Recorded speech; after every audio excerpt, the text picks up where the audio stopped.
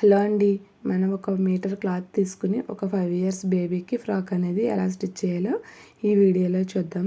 ఇక్కడ నేను body part కింద వేరే కలర్ యూజ్ చేశాను కాబట్టి ఈ ఫ్రాక్కి నాకు ఇక్కడ హ్యాండ్స్ అనేవి వచ్చినాయండి. మీరు మొత్తం టోటల్ 1 మీటర్ కూడా ఓన్లీ ఫ్రాక్ మాత్రమే స్టిచ్ చేసుకుని సెకండ్ కలర్ ఏమి యూజ్ చేయకపోతే ఇక్కడ స్లీవ్స్ అనేవి మామూలుగా స్లీవ్లెస్గా వస్తుందండి. నేను ఇక్కడ బాడీ పార్ట్కి పింక్ కలర్ యూస్ చేశాను కాబట్టి ఆ రిమైనింగ్ పీస్ తోటి ఈ విధంగా నేను హ్యాండ్స్ అనేది ప్రిపేర్ చేసుకున్నాను. మీరు కాటన్ పీస్ తోటి కనుక ఈ ఫ్రాక్ కనుక స్టిచ్ చేసుకున్నారు అంటే కనుక టోటల్గా ఒకటే కలర్ వస్తుంది. స్లీవ్స్ అనేవి స్లీవ్లెస్ వస్తుంది. కలర్ని మనం బ్లౌజ్కి ఎలా ఫోల్డ్ చేసుకుంటామో సేమ్ అలాగే ఫోల్డ్ చేసుకుని ఫోల్డింగ్ అనేది మన పక్కకు ఉండేలా చూసుకోవాలి. ఇక్కడ కార్నర్లో అటు సైడ్ ఇటు సైడ్ కూడా ఈక్వల్గా 4 వరకు టిక్ చేసుకుని ఈ రెండిట్ల కార్నర్ని కలుపుతూ 5.5 వచ్చేలాగా అడ్జస్ట్ చేసుకుని మనం టేప్ అనేది ఇక్కడ ఒక లైన్ అనేది వేసుకోవాలండి. ఇప్పుడు దీన్ని మనం చిన్నగా ఇలాగా రౌండ్ షేప్ అనేది తిప్పుకోవాలి. మీకు అది తిప్పుకోవడం కష్టంగా ఉంటే కార్నర్ నుంచి 4 వరకు పెట్టుకుంటే ఈజీగా అయితే వచ్చేస్తుందండి. ఈ విధంగా అలా రౌండ్ చేసుకున్న తర్వాత అక్కడి నుంచి పైన ఒక 13 వరకు పెట్టుకోవాలి. ఇలా మనం ఈ టేప్ అనేది కొంచెంగా జరుపుకుంటూ ఒక్కొక్క ఇంచ్ అనేది పెంచుకుంటూ వెళ్ళాలండి. ముందు మనం కార్నర్లో 13 పెట్టాం కదా, ఇక్కడికి వచ్చేసరికి ఒక 14 అలా పెట్టుకోవాలి. ఇలా మనం టేప్ జరుపుకుంటూ వెళ్తూ ఇలా ఒక్కొక్క ఇంచ్ అనేది పెంచుకుంటూ వెళ్ళాలండి. ఎందుకంటే మనకి వెనకాల ఇది స్కర్ట్ అనేది మనకి హై ఎండ్లో వస్తుంది కాబట్టి ఇలా మనం పెంచుకుంటూ వెళ్ళాలి. కరెక్ట్గా మనకి కార్నర్ పాయింట్ అంటే మనం ఎక్కడైతే ఫోల్డ్ చేసామో అక్కడికి వచ్చేసరికి మనం ముందు 13 తీసుకున్నాం కదండి, దానికి 7 పాయింట్స్ అనేది ఎక్కువగా ఉండేలా చూసుకుంటే సరిపోతుంది. కరెక్ట్గా నేను నేను ఇప్పుడు చాక్ పీస్ పెట్టి స్టార్ట్ చేశాను కదా ఈ రౌండ్ షేప్ అనేది, అక్కడికి వచ్చేసరికి మీరు ఫస్ట్ కార్నర్లో ఎంతైతే తీసుకున్నారో దానికి 7 పాయింట్స్ ఉండేలా చూసుకోవాలి ఎక్స్ట్రా. ఈ మిడిల్లో 1-2 పాయింట్లు అడ్జస్ట్ చేసుకుంటూ ఇలాగ కార్నర్లో ఇలా రౌండ్ షేప్ వచ్చేలాగా దీన్ని కట్ చేసుకోవాలి. చూసారు కదండి, దీన్ని ఈ విధంగా ఆ 2 ఫోల్డింగ్ చేస్తే ఇలా లో అండ్ హైలో ఈ స్కర్ట్ కటింగ్ అనేది మనకి రావాలండి. రిమైనింగ్ ఈ పార్ట్ అంతా కూడా మనం బాడీ పార్ట్ కింద అయితే కట్ చేసుకోవాలండి. నేనేం చేశానంటే దీని ప్లేస్లో పింక్ కలర్ అనేది యూజ్ చేశాను. అందుకు ఆ క్లాత్ తోటి నేను హ్యాండ్స్ ప్రిపేర్ చేసుకున్నాను. ఇప్పుడు మీరు పైన ఉన్నటువంటి ఈ రిమైనింగ్ పార్ట్ ఉంది కదండి, దీంతో ఫస్ట్ మనం కోట్ కట్ చేసుకుందాము. దానికోసం ఇక్కడ నేను పైనుంచి ఒక 22 వరకు లెంత్ ఉండేలాగా తీసుకున్నానండి. ఇక్కడ అడ్డం వచ్చేసి ఒక 10 ఇంచెస్ వరకు తీసుకున్నాను. ఇలా 10 ఇంచెస్ తీసుకుని దీన్ని ఈ విధంగా మనం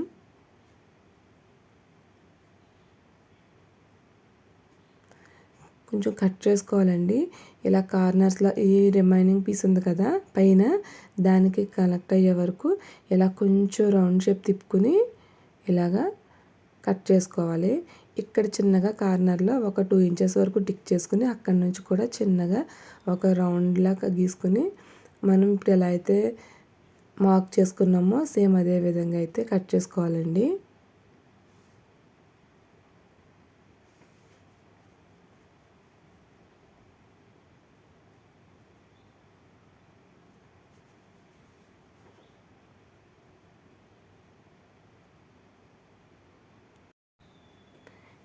ఇలా కట్ చేసేసుకుంటే మనకి ఇలా పైన స్కర్ట్ పార్ట్ అదేవిధంగా కోట్ పార్ట్ అనేది వచ్చేసింది కదా. సో ఇవి 2 పక్కన పెట్టుకుని ఇప్పుడు బాడీ పార్ట్ అనేది కట్ చేసుకుందాం. మీరు సేమ్ క్లాత్లో కట్ చేసుకుంటే బాడీ పార్ట్ కింద రిమైనింగ్ ఈ పీస్లో కట్ చేసుకోండి. సో ఇప్పుడు నేను పింక్ మీద ఎలాంటి మెజర్మెంట్స్ అయితే చూపిస్తున్నానో సేమ్ మెజర్మెంట్స్ తోటి ఈ క్లాత్ మీద అయితే కట్ చేసేసుకోండి, ఒకటే క్లాత్ కనుక యూస్ చేస్తుంటే. ఇక్కడ నేను సేమ్ మనం బ్లౌజ్కి ఎలాగైతే ఫోల్డ్ చేసుకుంటాం అలాగే ఫోల్డ్ చేసుకోండి. ఈ కార్నర్ నుంచి ఎందుకు మెజర్మెంట్స్ తీసుకుంటున్నాను అంటే నాకు అటు సైడ్ అయితే అంచు వచ్చిందండి. సో అది అంచు అవసరం లేదు. డిజైన్ అనేది కిందకు వచ్చేలా చూసుకుని మాత్రం ఫోల్డ్ చేసుకోండి. ఇలా ఫోల్డ్ చేసుకున్న తర్వాత 13.5 వరకు అక్కడ టిక్ చేసుకుని ఇలా హైట్ అనేది ఒక 10 ఇంచెస్కి టిక్ చేసుకుని ఇలా ఒక బాక్స్ షేప్ అయితే డ్రా చేసుకోండి. ఇలా డ్రా చేసుకున్న తర్వాత ఫోల్డింగ్ అనేది విప్పేసేయండి. ఓన్లీ సింగిల్ లేయర్ మీద మాత్రమే ఇది కట్ చేసుకోవాలి. ఇలా దీన్ని కట్ చేసేసుకున్న తర్వాత ఇంకా ఈ రిమైనింగ్ పార్ట్ ఉంటుంది కదండి, దాన్ని కూడా మనం యాజ్ ఇట్ ఈస్గా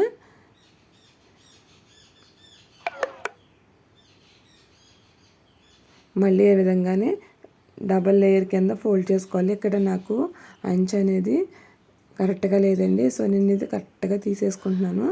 తీసేసుకున్న తర్వాత మళ్ళీ దీన్ని ఫోల్డ్ చేసుకుని 13.5 వరకు టిక్ చేసుకుని మొత్తం ఇదంతా కూడా కట్ చేసేసుకోవాలండి. కట్ చేసుకున్న దాన్ని మళ్ళీ ఓపెన్ చేసేసుకుని ఇక్కడ ఒక 22 హైట్ ఉండే వరకు కట్ చేసుకోవాలి. 21 వరకు కట్ చేసుకోవాలండి. 21, 22 వరకు కట్ చేసుకుని టిక్ చేసేసుకుని ఈ విధంగా అయితే ఎక్స్ట్రా పీస్ అనేది కట్ చేసేసుకోవాలి. ఇప్పుడు నేను మామూలుగా కాటన్ క్లాత్ తోటి ఫ్రాక్ స్టిచ్ చేస్తుంటే లోపల లైనింగ్ అనేది ఏమీ అవసరం లేదండి. ఇది కొంచెం పొట్టు పీస్లా వచ్చింది కాబట్టి నేను దీనికి లైనింగ్ అనేది అటాచ్ చేస్తున్నాను. సేమ్ లైనింగ్ కూడా నేను ఇలా విధంగా కట్ చేసేసుకుని గమ్ పెట్టి అటాచ్ చేసేసానండి. ఈ విధంగా అటాచ్ చేసేసుకున్న తర్వాత వీటిని ఇప్పుడు మనం ఫోల్డ్ చేసుకోవాలి. ఇక్కడ ఫోల్డ్ చేసుకునేటప్పుడు ఒకసారి ఫోల్డింగ్ అనేది చూడండి. రెండు కూడా ఫోల్డింగ్స్ అనేది మనకి ఒక సైడ్కే ఉండేలాగా అయితే ఫోల్డ్ చేసుకు పెట్టుకోవాలండి. ఈ ఫోల్డింగ్స్ రెండు కూడా ఈక్వల్గా ఫోల్డ్ చేసుకుని ఒక సైడ్కి వచ్చేలా చూసుకుని ఆల్రెడీ మనం కోట్ కట్ చేసాం కదా, అది ఫోల్డింగ్ సైడ్కి కార్నర్ వరకు పెట్టేసుకోవాలండి. మొత్తం ఈ పైన కోట్ పార్ట్ రెండు కూడా ఓపెన్సే వస్తాయి, కానీ రిమైనింగ్ కింద body pink colour body part ఉంది కదండి, అవి మాత్రం ఫోల్డింగ్స్ అనేవి ఒక పక్కకు వచ్చేలాగా ఈ విధంగా అయితే సెట్ చేసుకోవాలి. ఈ విధంగా సెట్ చేసుకున్న తర్వాత కింద నెక్ డీప్ అనేది 2.5, షోల్డర్ కూడా 2.5 పెట్టుకుని ఈ విధంగా చిన్నగా నెక్ దగ్గర ఒక 1/2 ఇంచ్ వరకు పెట్టి ఇది కట్ చేసేసుకోవాలండి. ఒకసారి చెక్ చేసుకోండి. 2.5 కంటే ఎక్కువ ఉంటే షోల్డర్స్ కానీ నెక్ కానీ పెద్దదైపోద్ది. కరెక్ట్గా ఎగ్జాక్ట్గా 2.5 మాత్రం పెట్టుకోండి. పెట్టుకున్న తర్వాత ఈ విధంగా అయితే కట్ చేసేసుకోవాలి. ఫోల్డింగ్స్ అన్నీ ఒక సైడ్కి ఉండేలా చూసుకుని మాత్రమే ఈ విధంగా అయితే కట్ చేసుకోవాలండి. ఇలా కట్ చేసేసుకున్న తర్వాత ఇప్పుడు వీటిని మనం స్టిచ్ చేసుకోవాలి. ఇక్కడ ఆర్మ్ డౌన్ వచ్చేసి 5 ఇంచెస్ ఉండేలా చూసుకుని ఈ 5 ఇంచెస్కి ఒకసారి ఒక టిక్ చేసుకుని అక్కడ వరకు పింక్ క్లాత్ ఏమైనా ఎక్స్ట్రా ఉంటే అది కట్ చేసేసుకోండి. అక్కడ చిన్నగా టక్ పెట్టుకోండి 5 ఇంచెస్ దగ్గర ఆర్మ్. ఇలా ఆర్మ్ డౌన్ దగ్గర ఎక్స్ట్రా ఉన్న పింక్ మాత్రం తీసేసి ఈ పైన బ్లూ కలర్ కోట్ ఉంది కదా, సో దీన్ని మనకి రిమైనింగ్ పింక్ ఎడ్జెస్ ఉన్నాయి కదండి, ఎడ్జెస్ వరకు కూడా ఈ విధంగా అయితే సెట్ చేసుకోవాలి. ఇది వచ్చేసి వెనకాల బాడీ పార్ట్ అండి. దీనికి నెక్కి మీరు పైపింగ్ వేసుకుంటారా లేకపోతే ఏదైనా చిన్నగా పట్టీ వేసుకుంటారా అనేది వేసేసుకుని ఈ కింద ఈ విధంగా మనకి ఆ బ్లూ కలర్ పార్ట్ అనేది అటాచ్ చేసేయాలండి. ఇక్కడ వచ్చేసి ఫ్రంట్ పార్ట్. సో ఈ ఫ్రంట్ పార్ట్ కూడా ఫస్ట్ ఎలా స్టిచ్ చేసుకోవాలి అంటే ఈ బ్లూ కలర్ కోటుకి ఈ రిమైనింగ్ ఈ ఎడ్జెస్ అనేవి ఈ పింక్కి ఎడ్జెస్ అనేవి కరెక్ట్గా వచ్చేలాగా అడ్జస్ట్ చేసుకుని ఈ మిడిల్లో మనకి కుట్టేటప్పుడు వంకర రాకుండా ఉండడం కోసం ఇక్కడ మనం ఒక చిన్నగా మార్క్ చేసుకుందామండి. మీరు ఇక్కడ కూడా దీనికి ఎడ్జెస్కి చిన్న అంచు అయినా వేసుకోవచ్చు, లేకపోతే థ్రెడ్ పైపింగ్ అయినా వేసుకోవచ్చండి. ఈ కోట్ అనేది ఎగ్జాక్ట్గా ఈక్వల్గా రావడం కోసం ఇక్కడ నుంచి ఒక 8.5 సెంటీమీటర్స్ వరకు ఇలాగా టిక్ చేసుకుని ఇక్కడ వరకు మాత్రమే ఈ కోట్ అనేది స్టిచ్చింగ్ చేసి రిమైనింగ్ దాన్ని వదిలేసేయాలండి. మనం ఇప్పుడు సెట్ చేసుకున్నాం కదా ఫ్రంట్ పార్ట్ దగ్గర ఎంత లెంత్లో ఇది స్టిచ్ చేసుకోవాలనేది, అక్కడ ఒకసారి ఇలా చిన్నగా మీరు మార్క్ చేసుకున్నారు అంటే సేమ్ అదే మార్క్ మీద అదే హైట్లో స్టిచ్ చేశారంటే మనకి ఎగ్జాక్ట్గా కదలకుండా వంకర అనేది రాకుండా వస్తుందండి. సో ఇలా అదే లైన్ మీద ఇది మనం స్టిచ్ చేసుకోవాలి. మీరు ఎవరైనా కనుక కొంచెం స్టిచ్చింగ్ ఐడియా ఉన్న వాళ్ళైనా సరే వీడియోని ఫాస్ట్ ఫార్వర్డ్లో పెట్టి చూడండి. నాకులాగా పిన్ టు పిన్ చూసి నేర్చుకునే వాళ్ళైతే మాత్రం వీడియోని పూర్తిగా చూడండి. ఇక్కడికి వచ్చేసరికి నేను ఇక్కడ పైపింగ్ అనేది వేస్తానండి. సెల్ఫ్ కలర్ పైపింగ్ అనేది వేస్తాను. సో పైపింగ్ వేయడం కోసం నేను ఆల్రెడీ దీన్ని ఎలాగ ఫోల్డ్ చేసుకోవాలని చూపించాను కదా పైపింగ్ క్లాత్ అనేది. దాంతో నేను ఈ విధంగా ఫస్ట్ పైపింగ్ అనేది వేసేసానండి. రెండు సైడ్ పైపింగ్ వేసిన తర్వాత నెక్ దగ్గర నుంచి అక్కడ వరకు స్టిచ్ చేసి అక్కడ నుంచి మళ్ళీ మనం కింద ఏ పాయింట్ వరకు అయితే టిక్ చేసుకున్నామో అక్కడ వరకు స్టిచ్ చేసి రిమైనింగ్ అంతా వదిలేసేయాలి. బ్యాక్ సైడ్ కూడా అంతేనండి. నెక్కి ఈ విధంగా పైపింగ్ అయిపోయిన తర్వాత అటాచ్ చేసేసుకుని ఇక్కడ నేను లోపల జిగ్జాగ్ అయితే చేసేసుకున్నాను.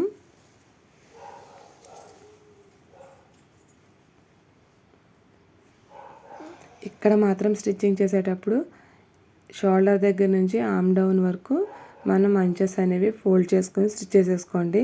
మీరు హ్యాండ్స్ అతుక్కుంటే మాత్రం అలా వదిలేసి ఈ బాడీ పార్ట్ ఉంది కదండి, ఈ బాడీ పార్ట్ వరకు లోపల బ్యాక్ సైడ్ బాడీ పార్టు, మధ్యలో బాడీ పార్టు, పైన కోట్ పార్టు కూడా ఇక్కడ వరకు స్టిచ్ చేసుకున్న తర్వాత ఈ బాడీ పార్ట్ అంతా కూడా వదిలేసి ఈ వెనకాల ఫ్రాక్కి ఇచ్చాం కదండి బ్లూ పార్టు, ఈ పైన కోటు కూడా ఈ విధంగా అయితే స్టిచ్ చేసుకోవాలి.